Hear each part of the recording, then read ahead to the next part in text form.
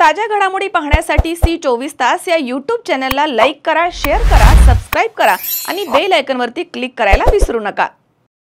आज भाजपकडून उमेदवारी डिक्लेअर केली आहे त्यासंदर्भात श्रीगोंदा नगरपालिकेची निवडणूक ही जाहीर झाली। जाहीर झाल्यानंतर आज फॉर्म भरण्याचा अखेरचा दिवस होता आणि आज भारतीय जनता पार्टीकडून अधिकृत उमेदवारांची यादी जाहीर झालेली आहे।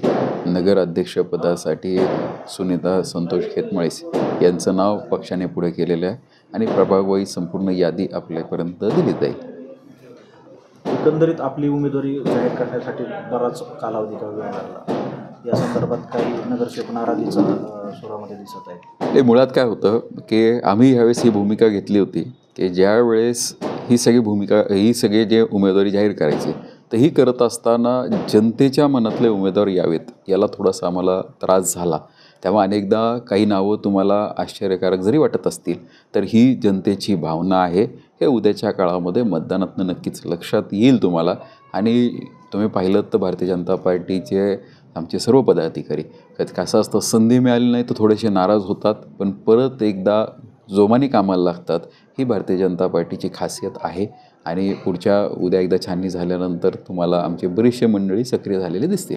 महाविकास आघाडीचे नेते फक्त भाजपच आमचे विरोधक असल्याचे चर्चा करत आहेत। ते मुळात तुम्ही जर पाहिलं म्हणजे मी बाकीत काय करणार नाही, पण येणाऱ्या काळामध्ये आज जरी ही चौरंगी लढत दिसत असेल तरी 21 तारखेपर्यंत ही चौरंगी लढत राहणार नाही। ही पाचपुते विरुद्ध सर्व अशी ही लढत तिच्या दृष्टिकोनातून त्यांची पावलं आहेत। अनेक ठिकाणी जर तुम्ही पाहिलं तर डमी उमेदवारी आत्ताच आपण ज्यावेळेस याद्या पाहू त्या दिसतील, पण सगळ्यांचा प्रयत्न हा असणार आहे की पाचपुतेंना किंवा या शहराच्या विकासाला कसं रोखता येईल या दृष्टिकोनातून ते प्रयत्न करतात। जसं आमदारकीमध्ये ए फॉर्म विड्रॉल झाला तसं पालिकेमध्येही जर पाचपुते विरोधात सगळे एकत्र आले तर ए फॉर्म विड्रॉल होऊ शकतो की हे सगळं राजकीय गणितं जी असतात ती जाहीरपणे बोलली जात नाहीत, पण नक्कीच याचा तुम्हाला जो काही ॲनालिसिस आहे किंवा जो काही रिझल्ट आहे तो 21 तारखेला सगळ्यांना कळेल। सस्पेन्स काय नाही, सस्पेन्स तर आहे ना, श्रीगोंदा सस्पेन्ससाठी फेमस झालेला आहे। म्हणजे विधानसभेलाही होता, पालिका निवडणुकीलाही होता आणि भविष्यातही राहील। कारण शेवटी काय असतं की कोणताही चांगला घटनाक्रम करायचा असेल, तुम्ही बघा सस्पेन्स असेल आणि एखादा थ्रिलर असेल तर सस्पेन्स तयार झाल्याशिवाय तो जो पिक्चरचा शेवट असतो त्याच्यामध्ये मजा येत नाही। त्यामुळे हा सस्पेन्स जो उमेदवारीचा सस्पेन्स होता अतिशय महत्त्वाचा होता आणि उत्तम पद्धतीने याचं स्वागत जनतेकडनं केलं जाईल। येणाऱ्या काळामध्ये हे आपल्याला स्पष्ट होईल। आज आपला पॅनल फायनल झाला आहे, नेमका मतदारांसाठी आपला काय अजेंडा राहणार आहे? आणि आमचा विकास हाच अजेंडा आहे। विकासाची भूमिकेवरती आम्ही पुढे चाललेलो आहोत आणि आमचे जर तुम्ही उमेदवार पाहिले तर बहुतांश उमेदवारांना कामाच्या जोरावरती आम्ही संधी दिलेली आहे। नवीन चेहऱ्यांना, अनेक नवीन चेहऱ्यांना आम्ही संधी दिलेली आहे, सुशिक्षित चेहऱ्यांना आम्ही संधी दिलेली आहे आणि आमचं एक आहे की भविष्यात श्रीगोंदा शहर हे भ्रष्टाचार मुक्त झालं पाहिजे, या दृष्टिकोनात आमचा प्रयत्न आहे। नवीन चेहऱ्यांना संधी दिली आपण, त्यात अनेक नवीन चेहरे आहेत किंवा काही पक्षांतर करून आलेले देखील चेहरे दिसत आहेत, तर कसा ताळमेळ घालणार? हे ताळमेळ बसत असतो। मुळात ज्यांनी पक्षांतर केलं हे काही असं तात्काळ केलं नव्हतं, ही सगळी दीर्घ प्रक्रिया चालली होती। स्थानिकांशी चर्चा करून झालं होतं आणि पक्षांतराची जे तुम्ही पाहिलं तर संख्या खूप कमी आहे। आम्ही प्रयत्न हा केला आहे की बहुतांश महिलांना आम्ही संधी देण्याचा प्रयत्न केलेला आहे, कारण महिला उमेदवार जर असल्या तर नक्कीच त्या उत्तम पद्धतीने कारभार करतील। आज श्रीगोंदा शहराची जागा अध्यक्षपदाची ही सर्वसाधारण आहे।